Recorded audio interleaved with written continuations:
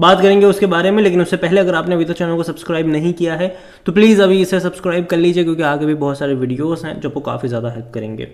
तो देखिए 24 रुपये का शेयर है और यहाँ पर हमें गिरावट देखने को मिली ज़रूर थी। कल तकरीबन 3.5% की गिरावट थी।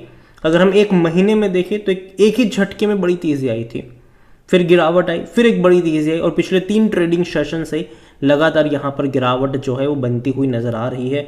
एक इनिशियल सपोर्ट जो है वो कहीं ना कहीं 23 रुपये के आसपास नज़र आता है।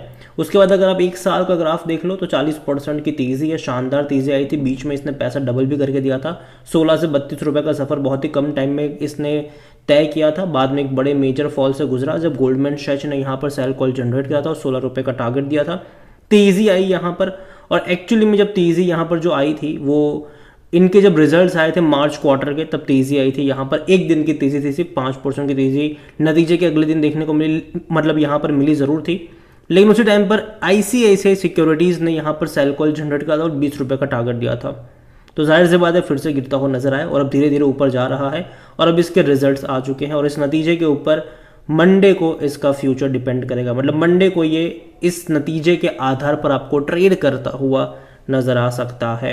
यहाँ पर जो रिजल्ट सामने आए हैं रेवेन्यू वाइज मुझे उतने अच्छे नहीं लगे, क्योंकि इस बार का जो इनका रेवेन्यू रहा है वो तकरीबन 8,995 करोड़ के आसपास का रहा है। जो इनकी इनकम कह लो कम है, क्योंकि इससे पहले के क्वार्टर में 9,099 करोड़ का था।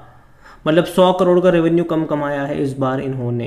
तो देखा जाए तो रेवेन्यू पिछले क्वार्टर के मुकाबले कम है, मतलब हालांकि पिछले साल से कंपेयर करोगे तो वो ज़्यादा है, क्योंकि पिछले साल इसी क्वार्टर में तकरीबन 7,635 करोड़ के आसपास का इनका रेवेन्यू था। तो उसके मुकाबले इस बार का रेवेन्यू आपको अच्छा लगेगा, लेकिन पिछले क्वार्टर के मुकाबले रेवेन्यू में ग्रोथ नहीं है, बल्कि डिक्लाइन देखने को मिला है, जो कि अच्छी बात तो नहीं है, क्योंकि यार एक्सपेक्टेड रहता है क्वार्टर ऑन क्वार्टर ग्रोथ। लेकिन अच्छी बात है कि प्रॉफिट इस बार इन्होंने काफ़ी अच्छा करा है। 516 करोड़ का मुनाफा इन्होंने कमाया है, जो कि इससे पहले के क्वार्टर में 465 करोड़ का था और पिछले साल 345 करोड़ का था।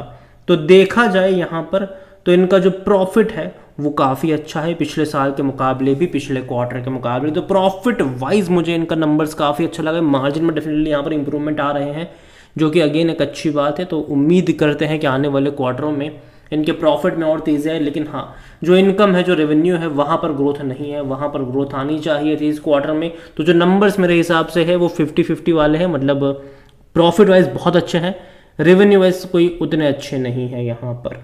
और जहाँ तक बात करी जाए इनके NPA वगैरह को लेकर, तो NPA में डेफिनेटली यहाँ पर सुधार ज़रूर है। यहाँ पर अगर आप देखते हो ग्रोस NPA अगर आप देखते हो तो यहाँ पर जो देखने को मिला है वो 1.70% का है, जो इससे पहले के क्वार्टर में भी उतना ही था। तो कोई उतना बड़ा वो नहीं है, लेकिन पिछले साल के 2% के मुकाबले अच्छा है। नेट NPA 0.50% का है, जो इससे पहले के क्वार्टर में 0.60% था। तो यहाँ पर सुधार ज़रूर है। इवन पिछले साल ये 1% का था, तो और अच्छा सुधार कह सकते हो आप यहाँ पर।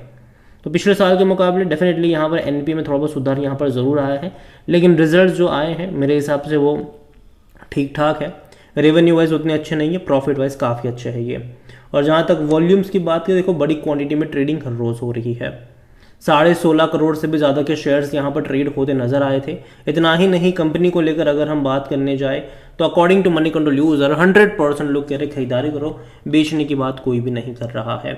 और इस कंपनी को लेकर, इस बैंक को लेकर मेरा एक ओपिनियन हमेशा से रहा है कि अगर आपको खरीदारी करनी है तो नज़रिया लॉन्ग टर्म का होना चाहिए। शॉर्ट टर्म में अप्स एंड डाउन्स कई सारे आने वाले हैं यहाँ पर, और वो हमें देखने को मिल भी रहे हैं। जब भी ये गया है 20 रुपये के नीचे, हर बार मैंने कहा खरीदारी के मौके। इवन जब आपको ये 12-13 पे मिल रहा था, कई सारे मेरे वीडियोस थे कि खरीदारी के मौके हैं यहाँ पर, लेकिन मैं इसको 20 रुपये के ऊपर खरीदना पसंद नहीं करूँगा, ये मैं कई बार बोल चुका हूँ। अब जब इस लेवल पर है तो बात करना बनता भी है कि यहाँ से सिनारियो कैसा है और नंबर्स वो किस तरीके से हैं। तो पहली अच्छी चीज़ ये है कि अब इन्होंने अच्छा प्रॉफिट कमाना स्टार्ट करा है। पिछले 2 क्वार्टर के नंबर अच्छे हैं, मार्च और जून के नंबर अच्छे हैं स्पेसिफिकली प्रॉफिट वाइज, तो ये एक अच्छी बात है। जहाँ तक डिविडेंड की बात है तो वो पे नहीं कर रहा है, और मुझे लगता भी नहीं कि इस साल पे करेगा। अगले साल से शायद पे कर सकता है, लेकिन वो बहुत ही छोटा डिविडेंड होगा, 50 पैसा, शायद वो भी ज़्यादा हो गया, ठीक है 50 पैसा भी नहीं, हो सकता है कि 20 पैसा 10 पैसे के आसपास का डिविडेंड हो सकता है।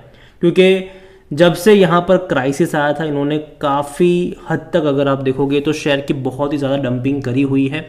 तो उसके चलते जो नंबर ऑफ़ शेयर्स है वो बहुत ज़्यादा यहाँ पर बढ़ चुके हैं, और उसी वजह से मुझे लगता है कि अगर ये डिविडेंड पे आउट भी करेंगे तो बहुत ही छोटा डिविडेंड होगा। रीज़न ये है कि जब यस बैंक क्राइसिस आया था तो यस बैंक को बचाने के लिए बहुत सारे बैंक सामने आई थी और तकरीबन इन्होंने पैसा रेज करा था 10,000 करोड़ रुपए, 10 रुपए के भाव की इक्विटी के ऊपर, मतलब 1,000 करोड़ शेयर इन्फ्यूज़ करे गए थे। उसके बाद एफपीओ में भी अगर आप देखो तो 15,000 करोड़ रुपए रेज करे थे 13 रुपए के भाव पर, तो और 1,200 करोड़ शेयर्स यहाँ पर इन्फ्यूज़ करे गए। ये तो मैं बस इन्फ्यूज शेयर की बात कर रहा हूँ कि 2,200 करोड़ इन्फ्यूज़ करे हुए शेयर्स हैं, नए जोड़े गए मतलब शेयर्स थे। तो अगर आप यहाँ पर ये सोचो कि अगर आप 10 पैसा भी पे कर रहे हो, ठीक है, तो 220 करोड़ रुपए बन जाते हैं सिर्फ इन्फ्यूज़ करे हुए शेयर्स की, यहाँ पर मैं बात कर रहा हूँ, ठीक है। तो ये वाकई में बहुत बड़ा नंबर आ जाता है उसी के चलते, और यही वजह है कि इनको और बड़े प्रॉफिट्स कमाने पड़ेंगे, तब जाकर वो डिविडेंड भी पे आउट कर पाएंगे। 10 पैसे का भी अगर डिविडेंड पे आउट करते तो इतने सारे शेयर्स हैं कि वो बहुत बड़ा डिविडेंड बन जाएगा। और जहाँ तक बात करें इनके रेवेन्यू को लेकर, तो डेफिनेटली तेज़ी आई है 2024 में। सेम चीज़ अगर आप प्रॉफिट को लेकर देखोगे तो धीरे धीरे प्रॉफिटेबल हुए ज़रूर है। 1,000 करोड़ के आसपास का पिछले 3 फाइनेंशियल ईयर में प्रॉफिट है, हालांकि उससे पहले भारी भरकम नुकसान भी झेल चुके हैं ये। और जहाँ तक वैल्यूएशन की बात करें तो 60 का भी है, सस्ता नहीं है ये। देखिए, देखने में 24 रुपये सस्ता लग सकता है आपको, ठीक है, लेकिन अगर आप वैल्यूएशन के हिसाब से जाओ तो ये सस्ता नहीं है ये, क्योंकि सेक्टर पी सिर्फ 18 का है। और यही वजह है कि कोई भी एनालिस्ट खरीदारी की बात नहीं कर रहा है। और जहाँ तक इनके फिनेंशियल्स के बारे में हम बात करें तो जैसे कि मैंने कहा कि इस बार के नंबर जो आए वो 9,000 करोड़ का भी इनका रेवेन्यू नहीं हुआ है, कम ही हुआ है उससे, जो कि मार्च में एटलीस्ट 9,099 करोड़ का था। और प्रॉफिट अगर आप देखो तो पिछले 2 क्वार्टर में ही प्रॉफिट अच्छा आए हैं, मार्च में तकरीबन 465 करोड़ और इस बार तकरीबन 515 करोड़। तो पिछले 2 क्वार्टर में ही इनका प्रॉफिट अच्छा है, तो आने वाले क्वार्टर में इनको और बड़े प्रॉफिट्स कमाने पड़ेंगे, तब जाकर इसका जो पी रेशियो वो थोड़ा सा एडजस्ट हो पाएगा। शेयर होल्डिंग के बारे में अगर हम देखें तो जो प्रमोटर की होल्डिंग है वो कुछ है नहीं, प्रमोटर यहाँ पर बेच बाज के निकल लिए हैं, राणा कपूर एंड फैमिली, जिन्होंने ये कहा था कि भाई साहब यस बैंक के शेयर उनके लिए गोल्ड माइन है, वो अपने बच्चों को गिफ्ट में भी देंगे। लेकिन उनके इसी स्टेटमेंट के 9-10 महीने में ही सारे के सारे शेयर्स बेच के वो भाग भी गए थे यहाँ से। यहाँ पर अगर आप देखो तो 38.12 और 12% डोमेस्टिक इंस्टीट्यूशन के पास है, जो मार्च महीने में 41.54% था, तो बिकवाली वजह जम के करी हुई है इंस्टीट्यूशंस ने। 27.07 एफआईएल्स के पास है और रिटेल और अदर के मिलाकर यहाँ पर 34.61% की होल्डिंग है। और यहाँ पर जो क्वांटिटी खरीदी जा रही है वो यहाँ पर देखोगे तो यहाँ पर एफआईएल्स की तरफ से काफ़ी ज़्यादा बड़ी क्वांटिटी खरीदी गई थी, यहाँ पर डोमेस्टिक ने बेचा था। रिटेल और अदर से हमारा मतलब थोड़ी बहुत अप्स एंड डाउन्स आई है, कोई बहुत ज़्यादा नहीं। यहाँ पर अभी हाल फिलहाल में 22.94% की होल्डिंग रिटेल इन्वेस्टर के पास है और 11.67% जो है वो अदर पार्टीज़ के पास यहाँ पर देखने को मिल रही है। ओवरऑल अगर मैं बात करूँ इस बैंक को लेकर तो जो रिजल्ट्स इनके सामने आए हैं वो मेरे हिसाब से एवरेज में कहूँगा, क्योंकि रेवेन्यू वाइज उतने अच्छे नहीं है, प्रॉफिट वाइज काफ़ी अच्छे हैं, तो यही वजह है कि मैं इसको एवरेज कहूँगा। और डेफिनेटली इसका जो इम्पैक्ट होगा जब मंडे को बाजार खुलेगा वो देखने को मिल ही जाएगा। यहाँ पर मैं पहले ही बोल चुका हूँ कि 20-21 रुपये का लेवल मुझे अच्छा लगता है खरीदारी के लिए, वहाँ पर जाता है तो इनिशियल बाइंग के मौके बन सकते हैं, लेकिन उन्हीं के लिए जो लॉन्ग टर्म का नज़रिया यहाँ पर मतलब जो रखते हैं। शॉर्ट टर्म में तो अप्स एंड डाउन्स यहाँ पर आते रहेंगे, ऊपर भी जाएगा नीचे भी जाएगा, लेकिन लॉन्ग टर्म का आउटलुक मुझे इसका थोड़ा बहुत बेटर लगता ज़रूर है, क्योंकि धीरे धीरे बाहर आ रहा है ये।